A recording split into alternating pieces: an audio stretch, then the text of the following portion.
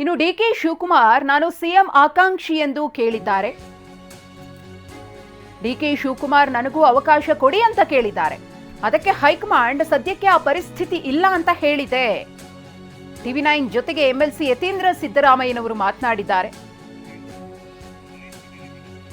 ನಮ್ಮ ಪ್ರತಿನಿಧಿ ಹರೀಶ್ ಯತೀಂದ್ರ ಸಿದ್ದರಾಮಯ್ಯನವರ ಜೊತೆಗೆ ಮಾತುಕತೆ ನಡೆಸಿದ್ದಾರೆ. ನೋಡೋಣ. ಜೊತೆ ಇದ್ದಾರೆ ಯತೀಂದ್ರ ಸಿದ್ದರಾಮಯ್ಯ ಅವರು. ಸರ್, ಇವತ್ತು ಅಧಿವೇಶನ, ಚಳಿಗಾಲದ ಅಧಿವೇಶನ ಆಗ್ತಿದೆ. ಸರ್ಕಾರದಲ್ಲಿರ್ತಕ್ಕಂತಹ ಭಿನ್ನ ನಡೆಗಳೇನಿದೆ, ಸಿಎಂ ಡಿಸಿಎಂ ನಡುವೆ ಏನು ಬಣ ಕಿತ್ತಾಟ ನಡೀತಾ ಇದೆ, ಅಧಿಕಾರದ ಹಂಚಿಕೆ ಕಿತ್ತಾಟ ನಡೀತಾ ಇದೆ, ಇದ್ರ ಬಗ್ಗೆ ಪ್ರಸ್ತಾಪ ಮಾಡಬೇಕು ಅಂತ ಬಿಜೆಪಿ ಅವರು ಪ್ರಯತ್ನ ಮಾಡ್ತಿರುವಂತ. ಈಗ ಕಿತ್ತಾಟ ಏನೂ ನಡೆದಿಲ್ಲ. ಡಿ ಕೆ ಶಿವಕುಮಾರ್ ಅವರು ಕೂಡ ನಾನು ಸಿಎಂ ಆಕಾಂಕ್ಷಿ, ನನಗೂ ಅವಕಾಶ ಕೊಡಿ ಅಂತ ಕೇಳಿದ್ದಾರೆ. ಅದಕ್ಕೆ ಹೈಕಮಾಂಡ್ ಈಗಾಗಲೇ ಸದ್ಯಕ್ಕೆ ಅಂತ ಯಾವುದು ಪರಿಸ್ಥಿತಿ ಇಲ್ಲ, ಲೀಡರ್ಶಿಪ್ನ ಅಥವಾ ಮುಖ್ಯಮಂತ್ರಿಗಳನ್ನು ಬದಲಾವಣೆ ಮಾಡುವಂಥ ಯೋಚನೆ ಇಲ್ಲ ಅಂತ ಹೇಳಿದ್ದಾರೆ. ಸೊ ಅಲ್ಲಿಗೆ ಮುಗೀತು. ಸೊ ಹಾಗಾಗಿ ಕಿತ್ತಾಟ ಅನ್ನೋದು ಯಾವುದೂ ಇಲ್ಲ. ಅದು ಸುಮ್ಮನೆ ಪ್ರತಿಪಕ್ಷದವರು ಅದನ್ನು ಹುಟ್ಟಾಕೊಂಡು ಆ ರೀತಿ ಪರ್ಸೆಪ್ಷನ್ ಕ್ರಿಯೇಟ್ ಮಾಡ್ತಾರೆ. ವಿರೋಧ ಪಕ್ಷಗಳು ಹೇಳ್ತಿದ್ರೆ ಸಿದ್ದರಾಮಯ್ಯ ಅವ್ರದ್ದು ಕೊನೆ ಅಧಿವೇಶನ, ಬೆಳಗಾವಿ ಅಧಿವೇಶನದ ನಂತರ ಅವರು ರಾಜೀನಾಮೆ ಕೊಡ್ತಾರೆ ಮಾತನ್ನು ಹೇಳ್ಕೊಂಡೇ ಬರ್ತಾ ಇದ್ದಾರೆ. ನಮ್ಮ ಸರ್ಕಾರ ಬಂದಾಗಿಂದನೂ ಕೂಡ ಹೇಳ್ತಾನೆ ಇದ್ದಾರೆ, ಮುಖ್ಯಮಂತ್ರಿಗಳು ಬದಲಾಗ್ಬಿಡ್ತಾರೆ, ಈ ವರ್ಷ ಬದಲಾಗ್ಬಿಡ್ತಾರೆ ಅಂತ ಹೇಳಿ. ಆದರೆ ಅವ್ರು ಆ ರೀತಿ ಕನಸು ಕಾಣ್ತಾ ಇರಬೇಕಷ್ಟೇ. ಸರ್, 5 ವರ್ಷ ಸಿದ್ದರಾಮಯ್ಯ ಅವರು ಕಂಟಿನ್ಯೂ ಆಗಿರ್ತಾರೆ. ವೈಯಕ್ತಿಕವಾಗಿ ನಾನು 5 ವರ್ಷ ಅವರು ಮುಖ್ಯಮಂತ್ರಿಗಳು ತಮ್ಮ ಸಂಪೂರ್ಣ ಅಧಿಕಾರವಧಿಯನ್ನು ಪೂರ್ಣ ಮಾಡ್ತಾರೆ ನಂಬಿಕೆ ನನಗೆ. ಸರ್, ಈಗ ದೆಹಲಿ ಮಟ್ಟದಲ್ಲೂ ಕೂಡ ಚರ್ಚೆ ನಡೀತಾ ಇದೆ, ನಾಯಕತ್ವ ಬದಲಾವಣೆ ಆಗಬೇಕು ಅನ್ನುವಂಥ ನಿಟ್ಟಿನಲ್ಲಿ. ಸೋನಿಯಾ ಗಾಂಧಿ ಅವರು, ರಾಹುಲ್ ಗಾಂಧಿ ಅವ್ರ ನಿತ್ಯ ಚರ್ಚೆ ಆ ಥರದ್ದು ಏನಾರು ಅದ್ರ ಬಗ್ಗೆ ಹೇಳಿದ್ರಲ್ಲ, ಆ ಥರದ್ದು ಯಾವುದೇ ಚರ್ಚೆ ವಿಷಯ ಬಂದರೂ ಕೂಡ ಬದಲಾವಣೆ ಬಗ್ಗೆ ಯಾವುದೇ ತೀರ್ಮಾನ ತೆಗೆದುಕೊಂಡಿಲ್ಲ, ಅದನ್ನ ಚರ್ಚೆಗೆ ವಿಸ್ತೃತವಾಗಿ ತಗೊಂಡಿಲ್ಲ ಅಂತ ಹೇಳಿದ್ದಾರೆ. ಸಿದ್ದರಾಮಯ್ಯ ಅವರು ಏನಾದ್ರು ಡೆಲ್ಲಿಗೆ ಹೋಗ್ತಾರೆ ಈ ವಿಚಾರ ಬಗ್ಗೆ ಚರ್ಚೆ ಮಾಡಿ? ಗೊತ್ತಿರೋಂಗೆ ಕರೆದಿಲ್ಲ ಹೈಕಮಾಂಡ್. ಇದು ಯತೀಂದ್ರ ಸಿದ್ದರಾಮಯ್ಯ ಮತ್ತು ಕ್ಯಾಮ್ರಾ ಪರ್ಸನ್ ವಿನೋದ್ ಜೊತೆಗೆ ಹರೀಶ್, ಟಿವಿ9 ಬೆಳಗಾವಿ. ಯಾರು ಏನಾದ್ರೂ ಹೇಳಿ, ನಾನು ಹೇಳೋದನ್ನೇ ಹೇಳಿದ್ದೇನೆ. ನನ್ನ ಹೇಳಿಕೆ ಬಗ್ಗೆ ಯಾರೇನ್ ಬೇಕಾದ್ರೂ ಹೇಳಬಹುದು, ಆದರೆ ನನ್ನ ಹೇಳಿಕೆಗೆ ನಾನು ಬದ್ಧ. ಎಂಎಲ್ಸಿ ಯತೀಂದ್ರ ಸಿದ್ದರಾಮಯ್ಯನವರ ಸ್ಪಷ್ಟನೆ ಇದು. ಈಗಲೂ ಕೂಡ ತಮ್ಮ ಹೇಳಿಕೆಯನ್ನ ಸಮರ್ಥಿಸಿಕೊಂಡಿದ್ದಾರೆ. ಅಂದ್ರೆ ಸಿದ್ದರಾಮಯ್ಯನವರೇ 5 ವರ್ಷ ಮುಖ್ಯಮಂತ್ರಿಯಾಗಿ ಪೂರ್ಣಗೊಳಿಸ್ತಾರೆ ಅಂತ ಹೇಳಿದ್ರಲ್ಲ, ಆ ಸ್ಟೇಟ್ಮೆಂಟ್ಗೆ ಸಂಬಂಧಪಟ್ಟಂತೆ ನಾನು ಬದ್ಧ ಎಂದಿದ್ದಾರೆ. ನಾನು ಎಲ್ಲಾನು ಏನ್ ಹೇಳ್ಬೇಕು ಹೇಳಿದೀನಿ. ಮತ್ತೆ ಆ ವಿಷಯದಲ್ಲಿ ಮಾತಾಡೋದೇನು ಪ್ರತಿಕ್ರಿಯೆ ಬರ್ತಾ ಇದೆ ಸರ್. ಅಲ್ಲ, ಪ್ರತಿಕ್ರಿಯೆ ಬರುತ್ತೆ, ಕ್ರಿಯೆ ಅಲ್ಲ. ಪ್ರತಿ ಬಾರಿ ಪ್ರತಿಯೊಬ್ರು ಏನಾದ್ರು ಹೇಳಿದಕ್ಕೆಲ್ಲ ನಾವು ಪ್ರತಿಕ್ರಿಯೆ ಮಾಡ್ಕೊಂಡು ಕೂತ್ಕೊಳ್ಳೋದಕ್ಕಾಗಲ್ಲ. ಶಾಸಕರು ಹೇಳ್ತಾ ಇರುವಂತದ್ದು ಅದಕ್ಕೆ ಏನಾದ್ರು ಯಾರು ಏನಾದ್ರು ಹೇಳಿ, ಯಾರು ಏನಾದ್ರು ಹೇಳಿ, ನಾನು ಹೇಳ್ಬೇಕಾಗಿ ನಾನು ಹೇಳಾಗಿದೆ.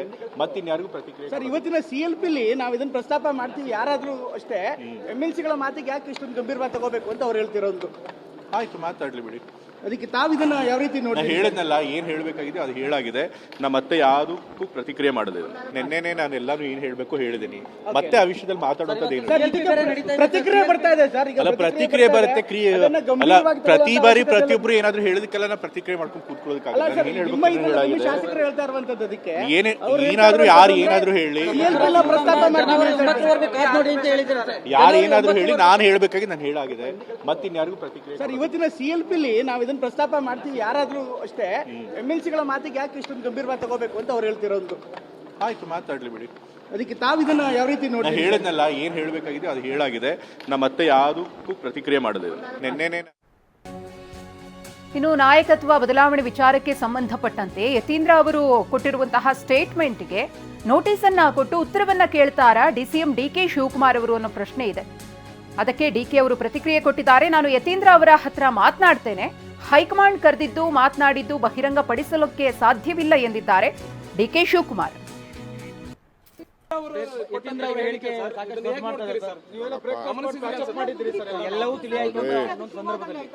ಯಾವಾಗಲೂ ನಮ್ದು ತಿಳಿಯಿದೆ. ನಾನು ಚೀಫ್ ಮಿನಿಸ್ಟರ್ ಅಲ್ಲಿ ಯಾವ ತರದ ಭಿನ್ನಾಭಿಪ್ರಾಯ ಹಿಂದೇನೂ ಇಲ್ಲ, ಇವತ್ತೂ ಇಲ್ಲ, ಮುಂದೇನೂ ಇಲ್ಲ. ಅವ್ರು ಏನು ಹೇಳಿಕೆ ಕೊಟ್ಟಿದ್ದಾರೆ ಅನ್ನೋದು ನನಗಿನ್ನ ಅರ್ಥ ಇಲ್ಲ. ಅರ್ಥ ಆಯ್ತಾ? ನಾನು ಅವ್ರ ಹತ್ರ ಮಾತಾಡ್ತೀನಿ.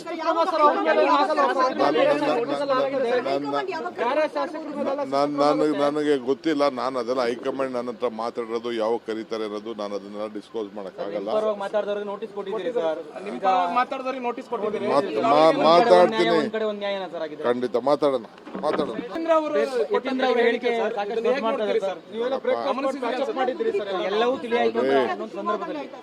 ಯಾವಾಗಲೂ ನಮ್ದು ತಿಳಿಯಿದೆ. ನಾನು ಚೀಫ್ ಮಿನಿಸ್ಟರ್ ಅಲ್ಲಿ ಯಾವ ತರದ ಭಿನ್ನಾಭಿಪ್ರಾಯ ಹಿಂದೇನೂ ಇಲ್ಲ, ಇವತ್ತೂ ಇಲ್ಲ, ಮುಂದೇನೂ ಇಲ್ಲ. ಅವ್ರು ಏನು ಹೇಳಿಕೆ ಕೊಟ್ಟಿದ್ದಾರೆ ಅನ್ನೋದು ನನಗಿನ್ನ ಅರ್ಥ ಇಲ್ಲ. ಅರ್ಥ ಆಯ್ತಾ? ನಾನು ಅವ್ರ ಹತ್ರ ಮಾತಾಡ್ತೀನಿ.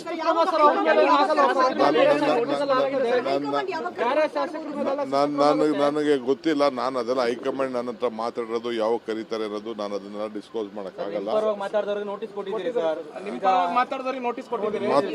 ಮಾತಾಡ್ತೀನಿ, ಖಂಡಿತ ಮಾತಾಡೋಣ.